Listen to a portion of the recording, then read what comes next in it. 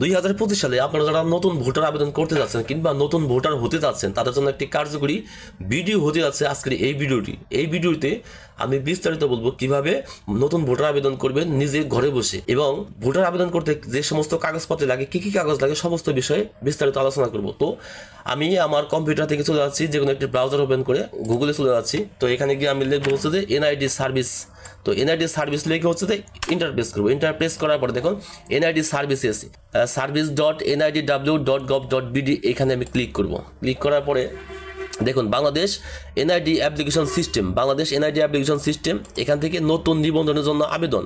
আপনার জাতীয় পরিচয়পত্র না থাকলে আপনি নতুন নিবন্ধন আবেদন করতে পারেন। তো এখানে হচ্ছে যে এই যে আবেদন করুন, এখানে আমি ক্লিক করব। ক্লিক করার পরে দেখুন অ্যাকাউন্ট নিবন্ধন।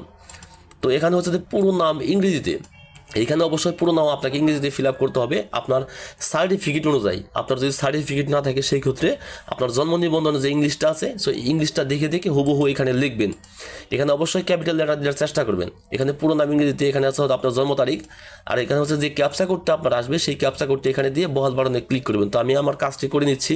অ্যাকাউন্ট নিবন্ধন এখানে হচ্ছে যে আপনার ইংরেজিতে পুরো নাম লিখবেন, যেটা হচ্ছে আপনার সার্টিফিকেটে আছে। আমি সাজেস্ট করবো অবশ্যই আপনার সার্টিফিকেট দিকে ফলো করবেন। এখানে হচ্ছে আমি আমার পুরো নাম লিখতেছি, আপনারা আপনাদের পুরো নাম লিখবেন। এখানে হচ্ছে যে সার্টিফিকেট অনুযায়ী কিংবা জন্ম নিবন্ধন অনুযায়ী আপনার জন্ম তারিখটা লিখবেন, যেটা সঠিক সেটা। তো আমি আমার জন্ম তারিখটা দিচ্ছি, এখানে দিন, মাস, বছর। এখানে যে উপরে যে ক্যাপচা কোডটা দেখতে পাচ্ছেন, আপনার যে কম্পিউটার যেটা আসবে বা মোবাইল যেটা আসবে সেটা এখানে দিয়ে বহাল বাটনে ক্লিক করবেন বা ট্যাপ করবেন। এখন হচ্ছে দেখুন অ্যাকাউন্ট নিবন্ধন। এই অ্যাকাউন্ট নিবন্ধনের জায়গায় এখানে হচ্ছে কি যে আপনি আপনার সচল ফোন নাম্বারটি দিবেন, যেটা একটা ওটিপি কোড চলে যাবে, ভেরিফিকেশন করতে হবে। বার্তা পাঠানো ক্লিক করবেন, নাম্বারটি দিয়ে নিচে দেখুন নিচে বার্তা পাঠানোর যে অপশনটি আছে এখানে ক্লিক করবেন বা ট্যাপ করবেন। অপেক্ষা করুন একটু, দেন হচ্ছে যে আপনাকে নিয়ে যাবে পরবর্তী সাইডে। এখানে হচ্ছে দেখুন ওটিপি, আপনার যে ফোন নাম্বারটি দিলেন সেই ফোন নাম্বারে একটি ওটিপি কোড পাঠানো হয়েছে, যে নাম্বারটি হচ্ছে যে এখানে দেবেন 1 মিনিটের মধ্যে। এখানে আমি আমার ওটিপি কোডটা দিচ্ছি, আপনি আপনার ফোনে যেটা আসবে সেটা দিবেন, নিশ্চয়ই আমারটা না। বহাল বাটনে প্রেস করবেন।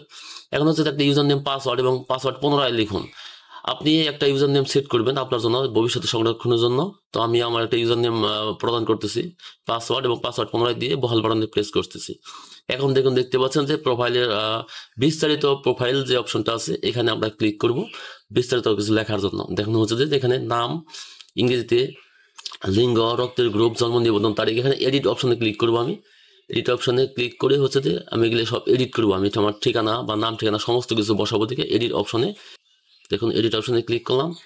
এখন দেখুন দেখতে পাচ্ছেন আপনি এখানে সমস্ত ঠিকানা বসাবেন, নাম, ঠিকানা, পিতার নাম, মাতার নাম সবই বসাবেন এখানে। তো আমি এখানে আমার নাম বাংলায় বসাচ্ছি, অবশ্যই ইউনিকোড সিলেক্ট করে নেবেন, ইউনিকোড।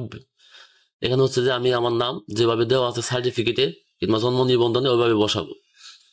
এখানে হচ্ছে দেখুন আমার আপনি পুরুষ না মহিলা সেটা উল্লেখ করে দেবেন। এখানে রক্তের গ্রুপটা উল্লেখ করে দেবেন। তো রক্তের গ্রুপটা দিলাম, অবশ্যই রক্তের গ্রুপ লাগবে। এখানে জন্ম নিবন্ধন রেড মার্ক যেটা আছে এটা অবশ্যই দিতে হবে নামের শেষে, যেটা দেখতে পাচ্ছেন। এখানে হচ্ছে যে জন্মস্থান, এখানে হচ্ছে আপনার যে জন্মস্থান, যে জেলা, আপনি যে জেলায় জন্মগ্রহণ করছেন। যেমন আমার গাজীপুর, আমি গাজীপুরটা উল্লেখ করে দেবো। আমি এইভাবে খুঁজে নেবেন, সবই আছে এখানে। অ্যান্ড দেন হচ্ছে পিতার নাম বাংলায়।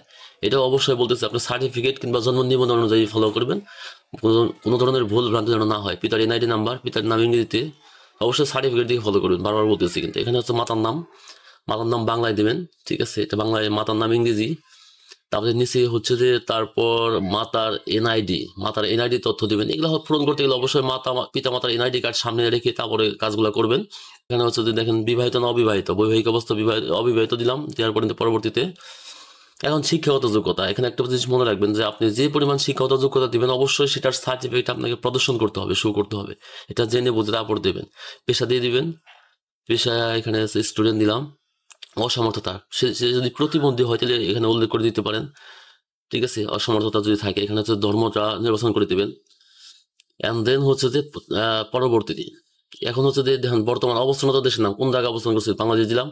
ভোটার ঠিকানা, আপনি কোন জায়গায় ভোটার হতে চান, ঠিক আছে। মানে বর্তমান ঠিকানায় ভোটার হতে চান নাকি হচ্ছে স্থায়ী ঠিকানা, সেটা আপনাকে নির্বাচন করে দিতে হবে। বর্তমান ঠিকানা এখানে লিখে দিবেন। এখানে বিভাগ, জেলা, উপজেলা, ঠিক আছে। পৌরসভায় পড়ছেন নাকি আপনি ইউনিয়নে পড়ছেন সেটা উল্লেখ করে দিবেন। মৌজা, ওয়ার্ড নম্বর, গ্রাম, রাস্তা, ঠিক আছে। আর হচ্ছে বাসা হোল্ডিং নাম্বার, এগুলো অবশ্যই আপনাকে লাগবেই না, অবশ্যই পূরণ করতে হবে। বাসা হোল্ডিং নাম্বার জানা থাকতে হবে, দরজার সামনে যেটা লেখা থাকে ঠিক আছে, তো আমি এখানে ধাপে ধাপে সমস্ত কিছু পূরণ করে দিচ্ছি। যদি না থাকে দেখুন অন্যান্য অপশনে এখানে প্রেস করবেন, যদি কোনো নাম না থাকে এই অন্য অন্য অপশনে প্লেস করে এখানে আপনি হাতে লিখে দিবেন। এখানে লিখে দিবেন হচ্ছে যে যেমন কম্পিউটারতে আমি লিখে দিতেছি, মোবাইল অথবা কম্পিউটার থেকে এখানে লিখে দিবেন। ঠিক আছে, এখানে হচ্ছে ওয়ার্ড নাম্বার উল্লেখ করে দেবেন ইংরেজিতে। এখানে হচ্ছে এখানেও গ্রামের নামটা নাই, এখানে হচ্ছে আমি লিখে দিলাম। এখানে হচ্ছে দেখুন ভাষা হোল্ডিং নাম্বার অবশ্যই আপনাকে দিতে হবে। ওই যে দেখেন ভাষা হোল্ডিং নাম্বার বাংলা, তার পিছনে স্টার্ট মার্ক দেওয়া আছে, রেডি স্টার্ট, অবশ্যই এগুলো পূরণ করতে হবে। ঠিক আছে, আর যেগুলো স্টার মার্ক নাই সেগুলো আপনার তথ্য পূরণ না করলেও চলবে। ঠিক আছে, যেগুলো স্টার মার্ক সেগুলো অবশ্যই পূরণ করতে হবে। এখানে হচ্ছে যে আপনার পোস্ট অফিস দিতে পারেন, অনেক সময় পোস্ট অফিস নাও হতে পারে, সেক্ষেত্রে আপনার লেখার প্রয়োজন নাই। এখানে যদি না থাকে ওটা অটোমেটিকলি নিয়ে নিবে অনেক সময়। ভোটার এরিয়া দিবেন, এখানে হচ্ছে আবার স্থায়ী ঠিকানা বসিয়ে দিবেন ওই পূর্বের মতো। স্থায়ী ঠিকানা বসিয়ে একটু স্ক্রল করে উপর দিকে যাবেন, উপর দিকে গেলে দেখুন দেখতে পাচ্ছেন পরবর্তীতে, এখানে ক্লিক করবেন, পরবর্তী অপশনে চলে যাবো, অপেক্ষা করুন। দেখুন দেখতে পাচ্ছেন যে এখানে পরবর্তীতে এখানে আপনার অপেক্ষা করতে বলতেছে, সাবমিট করতে বলতেছে। ঠিক আছে, কাগজপত্র অপশনটা গেছে, এখন হচ্ছে নিশ্চিত করুন, সাবমিট করুন। এখানে সাবমিট করে দিচ্ছি। দেখুন আপনার একটি অ্যাপ্লিকেশন পেন্ডিং রয়েছে, ডাউনলোড করুন। এই যে ডাউনলোড করবেন, এটা হচ্ছে যে কোনো কম্পিউটার দোকান থেকে আপনি প্রিন্ট করে নেবেন। হ্যাঁ, এই যে আপনার হয়ে গেছে, এটা প্রিন্টার থেকে প্রিন্ট করে করতে পারেন সাথে সাথে। এখনো কিন্তু পুরো প্রসেস শেষ হয়নি। আপনি যে আবেদনটা করলেন, এই আবেদনের যে হার্ড কপি, ওটাকে আপনাকে প্রিন্ট করতে হবে, প্রিন্ট আউট করে। প্রিন্ট করার পর হচ্ছে যে আপনাকে পৌরসভা বা ওয়ার্ড কাউন্সিল বা ইউনিয়ন চেয়ারম্যান বা মেম্বার করতে হচ্ছে আপনাকে শনাক্ত করবে, সেজন্য ওনাকে শনাক্তকারী তথ্য লাগবে।